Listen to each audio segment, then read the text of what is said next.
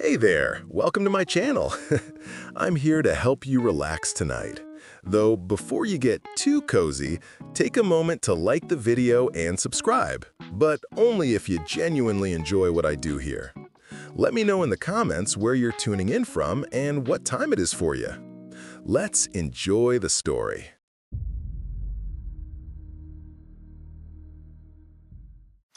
Back then, I was 23.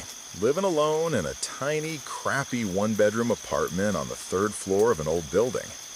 It was one of those places that always smells like dust and someone else is cooking. Thin walls, flickering hallway lights, doors that never shut quite right. It was cheap. That was the only good thing about it. This was a Thursday night in November. I remember because the next day was payday, and I was counting down the hours. I'd just come back from a late shift at this call center job. Headache, tired, that kind of hollow feeling where you've talked to angry strangers for 8 hours. Outside, the rain had started around 9. By the time I got home at 11, it was going hard. Not a soft drizzle, not a romantic movie rain. This was the kind that hits the street like it's trying to punch holes in it. Wind pushing sheets of water sideways, drains already struggling. I liked rain back then.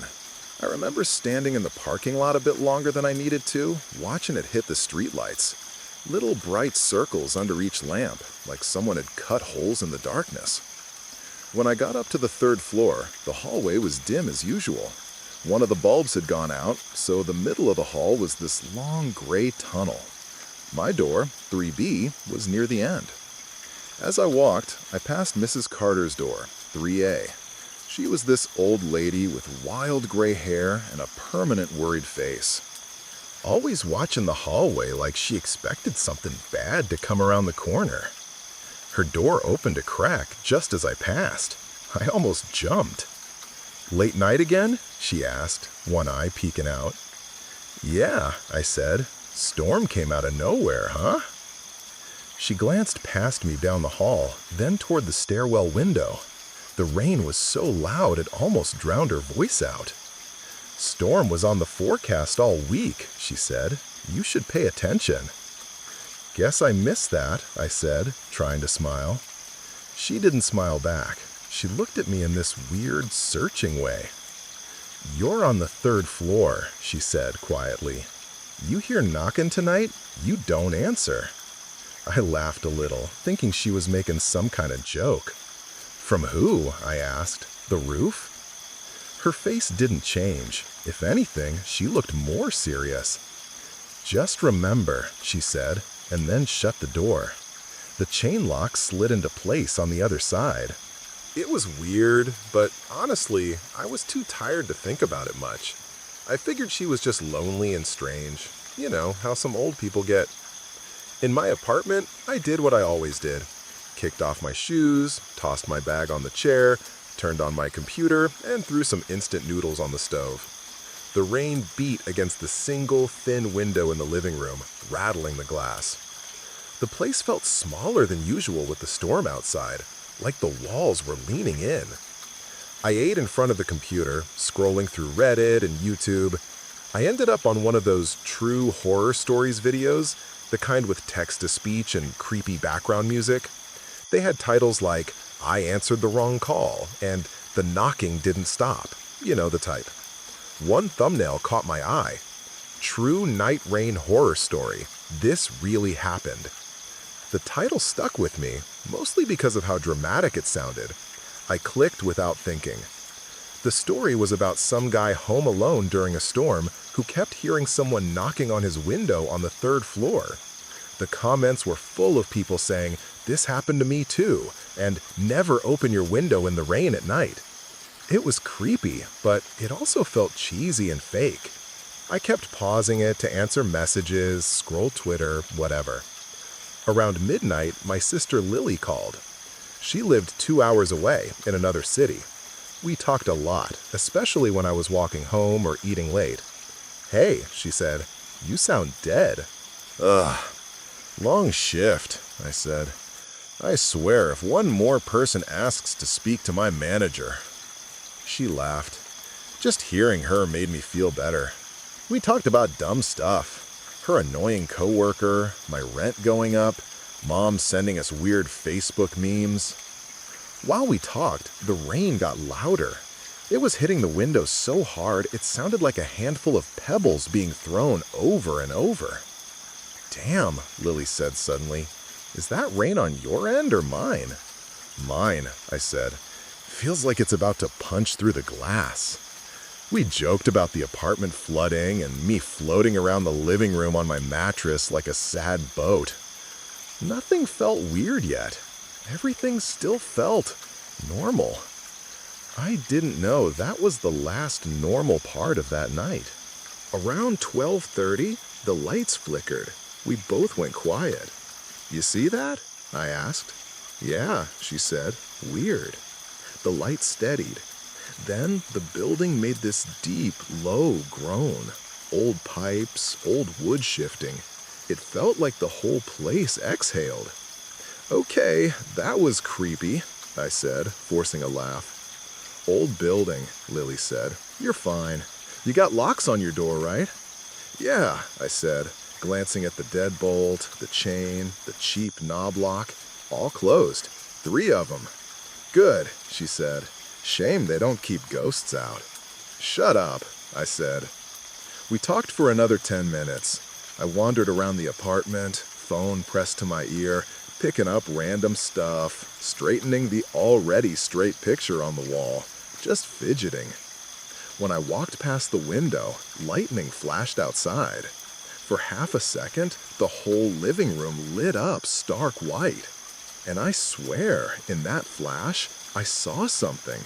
Not clear, just the suggestion of a darker shape at the bottom of the glass, like someone standing right in front of it on the outside. I froze. "Hold on," I said to Lily. "Thought I saw something." I stepped closer to the window, heart suddenly beating faster. The rain was sliding down in thick streams. The glass vibrated with every gust of wind. There was nobody there, just my own faint reflection, the room behind me, the ugly yellow light. "You good?" Lily asked. "Yeah," I said slowly. "Just trick of the light, I guess." I told myself that. I wanted to believe that. But as I turned away, I noticed something that made my skin crawl. On the inside of the glass, at the very bottom, right along the frame, there was a thin line of water, like someone had dragged a wet finger straight across. I hadn't touched the window. I told myself it was condensation. Old windows leak, that's all. I wanted that to be all. At 1:03 a.m., the power went out. Not just a flicker this time. Everything snapped off at once. Lights, computer, refrigerator hum. The apartment fell into this thick, heavy darkness. "Hello?" Lily said. "You still there?" "Yeah," I said. "Power just died." Through the phone, I could hear her TV still going in the background. Her world was still bright and normal. Mine wasn't. The only light came from my phone screen. It painted my hand and the side of my face in cold blue. "Storm," she said. "They'll fix it." I walked to the kitchen window, which faced the back of the building. It was dark out there, too. A few apartment windows glowed from battery-powered lamps or phones. The sky was just a black ceiling with streaks of white rain. The hallway outside my door was dead silent. No TVs, no footsteps, just the storm. "Maybe I should go to bed," I said, trying to sound casual. "No power, nothing to do." "Yeah, maybe," she said. "You sound beat." But there was this tight ball in my chest now. Bed didn't feel like a safe place. Nothing did. The darkness felt too thick, like the space between me and the walls was full of something that wasn't just air. "Stay on the line for a bit," I said, before I could stop myself. "You okay?" she asked. "Yeah, I don't know. It's creepy in here with everything off." "Want me to keep talking?" she asked. "I can tell you about Karen from work and how she chews with her mouth open." "Please don't," I said. She laughed, and I laughed, and for a minute it helped. Until the first knock. It was soft. If the rain hadn't dipped for a second, I might have missed it. 3 slow knocks, hollow. Not the heavy thud of someone pounding on the door. This sounded almost careful, polite. Knock. Knock. Knock. It came from the direction of the living room. I went silent. Lily did too, like she heard it through me. "What was that?" she whispered. "I think someone's at my door," I whispered back. But even as I said it, I knew it wasn't the door. The sound was wrong. The door was solid. That was more of a dull thump when someone hit it. This sound was thinner, like knuckles on a surface with a bit of give, like glass. Knock, knock, knock. It came again, not from the kitchen, from the living room, from the window. "Someone's knocking on your window?" Lily said. "You're on the 3rd floor." "I know," I said. My mouth had gone dry. It didn't make sense. There was no balcony out there, no ledge to stand on, just a sheer drop down to the parking lot. Knock, knock, knock. Each knock seemed a tiny bit louder, like whoever or whatever was doing it was getting impatient. I forced myself to move. Each step toward the living room felt like walking into a dark tunnel. My phone light shook slightly in my hand. In the dim, the rectangle of the window was a darker black than the wall around it. The rain dragged long silver lines over it, alive when the lightning flashed. I stopped a few feet away. The knocking stopped too. Silence. Just rain and my own breathing. "Ethan," Lily said, voice small through the speaker, "don't go near it." I stared at the glass. "Hello?" I called out, voice cracking a little. "Who's there?" Nothing. For a full 10 seconds, there was nothing. Then, almost right in my ear, Lily whispered, "Don't talk to it." Her words echoed something from earlier, and my brain snapped to it. Mrs. Carter in the hallway. "You hear knocking tonight? You don't answer." A chill went straight through me. "Maybe it's like a tree branch or something," Lily said quickly, like she regretted what she'd said. "Or like hail, or I don't know, a loose shutter or something." "There are no shutters," I said. The instant the words left my mouth, the knocking started again. But this time, it wasn't 3 knocks. It was one long, dragging sound. A slow, scraping line across the glass, from left to right. The sound of wet skin smearing over a cold window. I couldn't move, couldn't speak. The scraping stopped. The rain filled the space. Then something whispered, right next to the window, right on the other side of the glass. "Ethan." My name, clear, soft, calm. In Lily's voice, I heard my sister's breathing through the phone in my hand. "Please, tell me you heard that," I whispered. "Hear what?" she said. I swallowed. "It said my name," I said, "in your voice." Silence. Then Lily said, "Ethan, listen to me. Step away from the window." There was no hesitation in her voice now. No jokes, just this edge of real fear. I did what she said. 1 step back, 2, 3. I watched the window the whole time, waiting for a face to slam up against it or a hand to press out of the dark. Nothing happened. For the next minute, nothing happened. I almost convinced myself it was in my head. Until my phone buzzed.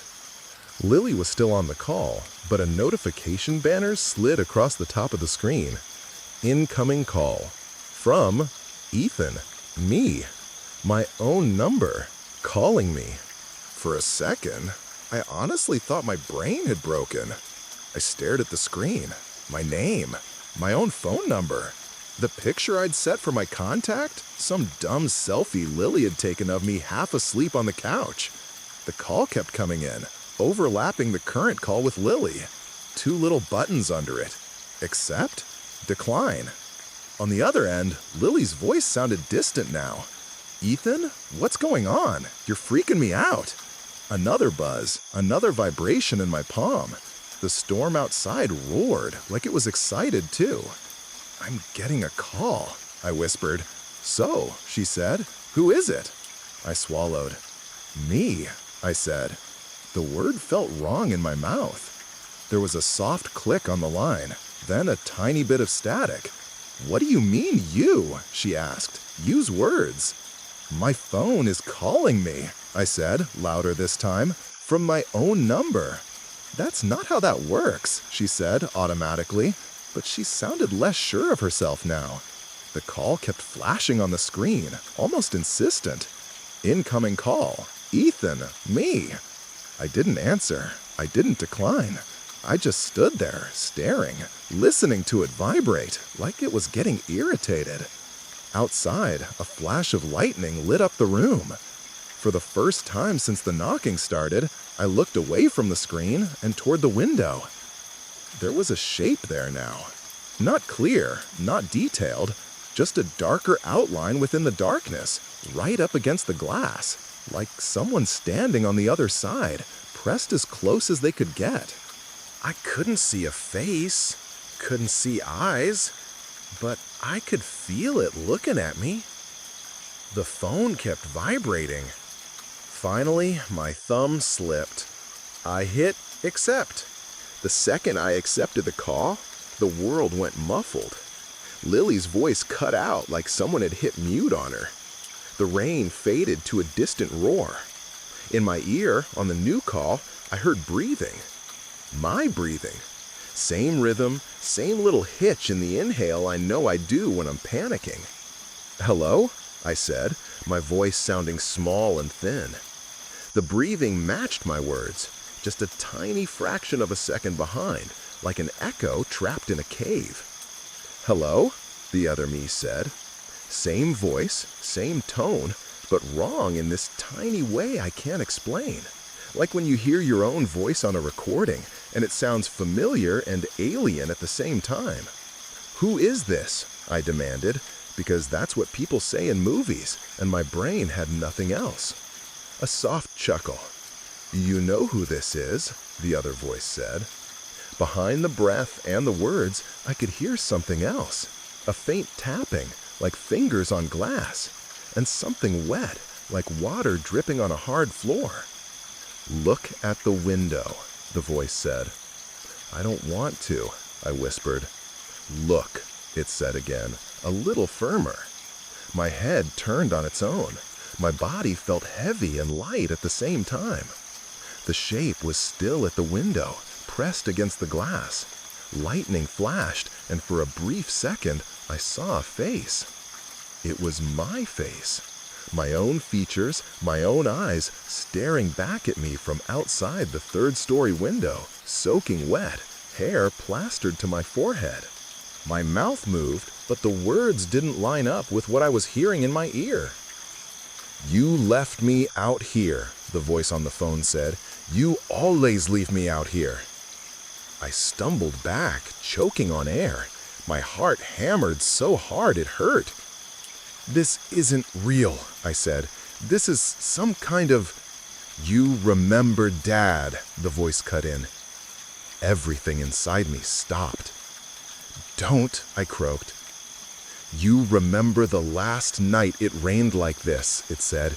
He called you. You were playing that stupid game. You saw his name light up your screen, and you said, I'll call him back. My free hand curled into a fist. Shut up, I whispered. You never called him back, the voice said. They called Mom instead. The cops, the hospital, wet roads, bad visibility, wrong time, wrong place. I could feel the tears in my eyes before I realized I was crying. I think about that every day, I said. You think I don't know that? You think I don't already carry that? At least you were warm, the voice said. Inside, dry, safe. Lightning flashed again. The thing at the window, my double, lifted a hand and pressed it to the glass. Water dripped from the fingers, running in little rivers down the pane. My hand, holding the phone, trembled. "Let me in," the voice said softly. "You owe me that much." The call screen showed the timer now. 0:33, 0:34. The longer I listened, the more the voice sounded like mine, until it was almost perfectly synced. Same breath, same little catch when a word hit too hard. The storm felt farther and closer at the same time, like the world had shrunk down to the tiny space between me and that window. On the other, still active line, Lily's voice came back suddenly, faint but urgent. "Ethan, Ethan, what's going on? Answer me." Her voice overlapped with my own voice in my ear, and for a second it was like there were two realities stacked on top of each other, trying to take up the same space. "You have to choose," the other me whispered. My thumb hovered over the screen. End call. Switch. I didn't move. Something wet touched my bare foot. I jerked, looking down. A thin line of water was snaking across the floor from the front door. Just a shallow stream, but wrong, because there was a dry hallway out there and no windows near it. The water flowed toward me, around my shoe, like it was seeking me out. On the phone, the voice laughed once. Just one short, sharp sound that didn't suit my face at all. "Make it stop," I whispered. "Please." "Let me in," it said again. "Open the window. Open the door. It's cold out here." The knocking came back, all at once. Not polite now, not soft. It pounded on the glass like wrists instead of knuckles, like someone slamming their whole forearm into it. The window rattled. The glass bowed inward, just a little. Lily was still yelling in my other ear, distant, like she was on the other side of a wall. "Ethan, talk to me. Are you safe? I'm calling the cops. You need to—" "Don't bring them," the other voice hissed. "This is between you and me." The word scratched at something deep inside me, some old guilt, some old anger. "You're not real," I said, but my voice was thin. "I'm the part of you keep outside," it said, "in the dark, in the rain. The part you don't let in when you want to feel safe." The water on the floor crept closer. The pounding got louder. And for a second, a long, stretching second, I honestly thought about opening the window, just to make it stop, just to let whatever this was in and get it over with. Maybe it was all in my head. Maybe nothing would happen. Maybe everything would. My hand twitched toward the latch. Then something slammed into my front door, hard. I jumped. "Police!" a man's voice shouted. "Open up!" Just like that, the pounding on the window stopped. The shape outside vanished. Not faded, vanished. Like someone had cut it out of reality. The water on the floor went still. The call in my ear went dead. Just a hard click and a sharp beep. For a second, all I heard was the rain and my own harsh breathing. Then Lily's voice filled the line, full volume now. "Ethan, open the door. That's the cops. I called them. Open the door." I ran to the door and fumbled with the locks. My hands were shaking so hard I almost dropped the phone. I opened it to find two officers in soaked uniforms, water dripping from their hats. A faint emergency light glowed at the end of the hall, painting everything in this weird red. Behind them, slightly down the hall, peeking out from her door, was Mrs. Carter. Her eyes met mine. She shook her head, just once, almost disappointed. They searched the apartment, top to bottom. Windows, bathroom, closets, everything was locked from the inside. No signs of forced entry, no footprints on the sill, no wet marks on the outside of the glass. Inside, though, was a different story. The thin line of water across the floor was still there, faint but visible, cutting from the front door toward the middle of the living room. It stopped exactly where I'd been standing. One of the officers crouched to look at it, frowning. "Leak?" he said. "I don't know," I said. My voice sounded like it was coming from someone else's throat. He followed the little stream with his eyes, then checked the ceiling. Solid, dry. He muttered something under his breath. After a while, they took my statement. I told them most of it. The knocking, the voice, the call for my own number. I left out the part where I saw my own face outside the window. That felt like too much, even for me. They exchanged that look people do when they're trying not to show they think you're crazy. "It's a rough night," one of them said finally. "Storm like this messes with power, with phones sometimes too. Reflections can play tricks on you." He glanced at my empty instant noodle cup, the Red Bull can, the open tabs on my computer. "Long shift, lots of caffeine, dark room," he said gently. "Mind fills in gaps." I nodded, even though I didn't agree. Arguing wouldn't help. On their way out, one of them stopped and turned back. "Maybe see if a friend or your sister can stay over," he said. "Or you go there, just so you're not alone tonight." "We already talked about that," Lily's voice said in my ear. She was still on the call. She'd listened to everything. "Get your stuff, I'm picking you up." When I glanced down the hall again, Mrs. Carter was still there, just her face, half lit. "You heard knocking?" I asked her, before the cops could herd me back inside. Her eyes narrowed. "You answered," she said quietly, "didn't you?" "I didn't open the window," I said, like that made it better. She looked past me into the apartment. "He doesn't like being ignored," she said, "not in weather like this." "Who?" I asked. She just shut the door. The chain slid into place. Lily came and got me 20 minutes later. By then, the power was fully back on, but I left every light blazing anyway. I grabbed a duffel bag, tossed some clothes and my laptop in, and walked out without looking back at the window. In her car, with the heater up and the windshield wipers working overtime, I almost felt normal again. Almost. "You're pale," she said, glancing at me. "Like really pale. You sure you don't want to go to the ER and get checked out?" "For what?" I said, seeing my own number on my phone. She hesitated. "I heard the officers," she said. "They think you were just stressed, maybe having, like, a panic attack or something." "You heard the other call?" I asked. "The other me?" She was quiet for a moment. "No," she said. "That's the thing. The line went dead for like 2 minutes. I kept yelling your name. I thought you dropped the phone. Then it came back and I heard the cops. I stared out at the wet road flashing under the headlights. So it wasn't just a merged call or something," I said. "Phones glitch," she said, but she didn't sound convinced. We rode in silence for a while. The rain softened and then picked up again in waves, like it was breathing. At one point she said, "Do you think maybe this is about Dad?" I almost told her everything then. The voice, the guilt, the way it brought him up, twisted it. But I didn't.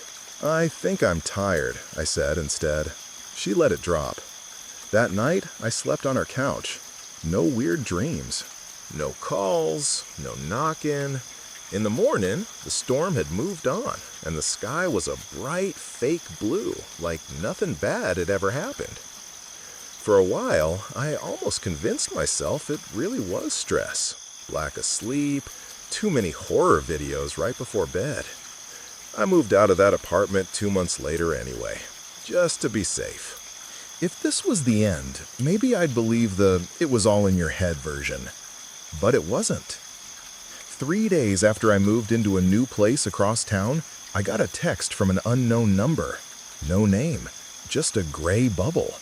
It said, "Nice view from the 3rd floor. You shouldn't have left the window."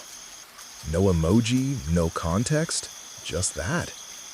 I stared at it for a long time.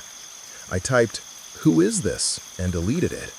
Typed, "New number, who dis?" and deleted that too. Finally, I blocked the number and tried to forget about it. I told myself it was a wrong number, someone messing around. Coincidence. Then, 2 weeks later, late at night, when the weather was clear and calm, I was scrolling through YouTube and my finger froze. On my recommended page was a video. Title, True Night Rain Horror Story, Real Footage. The thumbnail was my old living room. Same cheap couch, same ugly lamp, same crooked picture on the wall.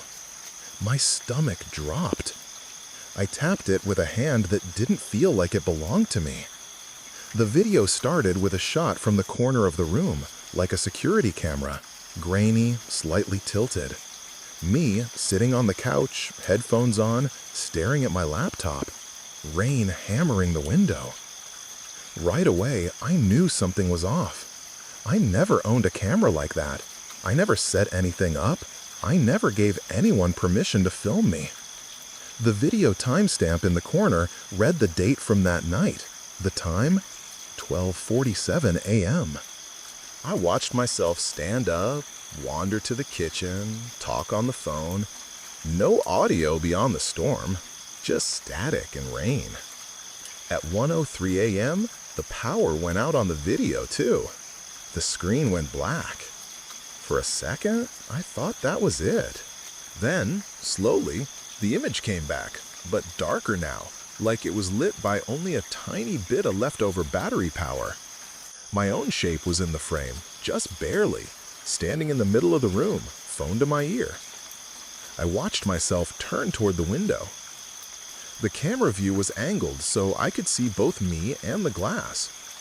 There was nothing there. No shape, no face, no hand on the glass. But I could see something else. Just at the edge of the frame, near the ceiling, near the top of the window, a darker patch, like water stains crawling inward. The longer I watched, the more it looked like fingers dragging themselves down the wall. I felt sick.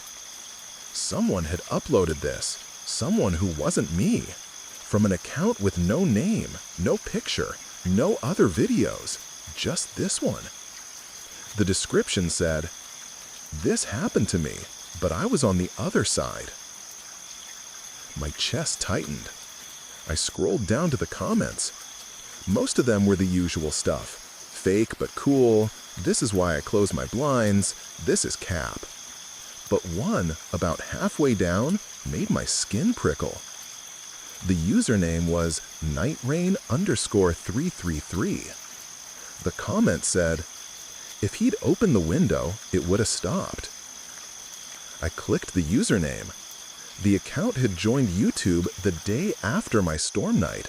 No uploads, no playlists, just that comment. My phone buzzed in my hand. New notification. Unknown number. The text said, "You think just moving fixes it?" No name, no ID. Just that. Outside, the sky was still clear. No rain. No clouds. I turned my phone off completely and threw it on the other side of the room. It still felt too close. Fast forward to now. 7 years. New city, new apartment, new life. On paper, everything looks fine. Better than fine, actually. Decent job, decent friends, even someone who actually likes me enough to share a place. Her name's Mia. She's asleep in the bedroom right now while this gets recorded. She thinks rain is cozy too. She makes tea when it storms and plays those white noise videos like they're lullabies. We've got a little boy too. Jake, 3 years old. Loves stomping in puddles like it's his job. I don't tell them the full story, just bits. Yeah, I had a bad experience in a storm once. No, I don't like sleeping with the curtains open when it rains. Can we please just shut the window? Humor me. They tease me a bit, lighthearted stuff. Ooh, rain trauma, spooky. They don't mean anything by it. They think it's funny. They don't know that every time it rains at night, I feel that old weight slide back onto my shoulders. That I still sometimes wake up convinced I can hear my own voice whispering through the window frame. I check my call history more than most people. Scrolling down, looking for my own number in the incoming calls list. It hasn't shown up again. Not yet. But there's something else. Something that started maybe a year ago. Every time it rains at night, heavy, real storm rain, not just a sprinkle, my phone does something weird. It freezes for half a second, then the screen stutters, and for just a frame, just a flicker, I see my home screen replaced with something else. A wet window, black glass, my own reflection, just barely visible. Then it's gone. Too quick to screenshot, too quick to record, just long enough to know I'm not imagining it. Maybe it's a glitch. Phone's glitch, network's glitch, brain's glitch. That's what people say. But tonight, something happened that pushed me from this is weird to I need to tell someone, even if that someone is a bunch of strangers watching a video. Tonight, around 11:30 p.m., it started raining, out of nowhere. Clear skies all day, then bam, black clouds, sharp wind, sheets of water. Mia was already in bed. Jake was asleep in his room, little nightlight casting a soft glow on his dinosaur posters. I was on the couch, laptop open, watching, you guessed it, horror videos. Old habits die hard. Then the first knock came. Not on the window, on the bedroom door. 3 soft taps. Jake's room. Small kid knuckles sound. Familiar. I smiled automatically. He wakes up sometimes from dreams and comes to climb into our bed. No big deal. I paused the video, stood up, and started down the hall. As I passed the half-open doorway to the bedroom, I glanced in like I always do. Mia was there, curled up, hair all over the pillow. Next to her, on my side of the bed, was a smaller shape. Jake, asleep, his little hand resting on her arm. I frowned. The knock came again. Same sound, same rhythm. From the bedroom door at the end of the hall. Jake's door. My stomach went cold. I looked from the bed to the door. Back to the bed. Jake didn't move. He stayed curled against Mia, breathing slow and steady. The third knock was a little louder. Tap, tap, tap on the wood. I didn't say anything. Didn't move. Didn't breathe. My phone buzzed in my hand. I looked down. Incoming call. From Ethan, me. Thunder rolled outside, long and low. At the other end of the hall, something pressed a tiny hand-shaped shadow against the bottom of Jake's closed door. Not real fingers, just the suggestion of them, darker even than the darkness around it. My own voice whispered in my head, not in my ear this time, just there. You know what you have to do. You remember the rule. Mrs. Carter, all those years ago. You hear knocking tonight? You don't answer. The phone kept vibrating. The rain got louder. The hand shadow slid slowly down the door, leaving behind a darker trail, like wet streaks. From the bedroom, Mia murmured in her sleep and rolled over, pulling Jake closer. They didn't stir, didn't hear anything. It was just me, standing alone in the hall, caught between a door that shouldn't be knocking and a call that shouldn't be ringing. I didn't answer the phone. I didn't open the door. I stood there until the knocking stopped, and the hand shadow faded, and the call went to mist.